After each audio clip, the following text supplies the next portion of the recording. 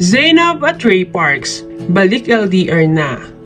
Noong madaling araw ng September 2, ay inihatid ni Zainab Harake ang kanyang boyfriend na si Ray Parks sa airport dahil babalik na ito ng Japan. Nag-post pa si Zainab ng video kung saan binigyan niya pa ng goodbye kiss si Ray Parks. Sa ipinost na video clip ni Zainab ay may caption pa ito na "Mahal na mahal kita Ray Parks. See you soon, my king." At dagdag pa nito sa huli, "Puyat na nga, malungkot pa." Nang umalis na si Ray Parks ay nangulila agad ito sa kanyang mga anak na sina Lucas at Bia dahil hindi sila kasama sa airport. Kaya napapost na lamang siya sa kanyang social media accounts ng mga random pictures na kasama si Zainab at ang mga bata. Ayon kay Zainab ay kahit malayo sila ni Ray Parks sa isa't isa, ay kampante daw ito na hindi siya lolokohin nito dahil buo daw ang tiwala niya kay Ray Parks.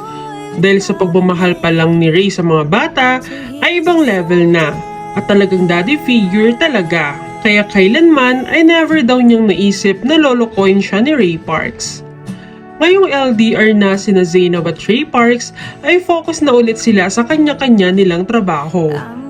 Ngunit babalik pa naman si Ray sa Pilipinas pagkatapos ng training niya sa Japan. Work for me, now I don't really mind. There's nothing wrong with needing you. Anyone who wants to criticize isn't worth the time.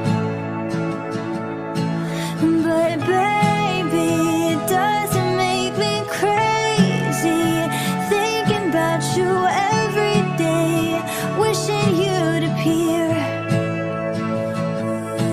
And maybe I'm losing it 'cause lately I've been writing love songs to a boy without a name. So here's your song.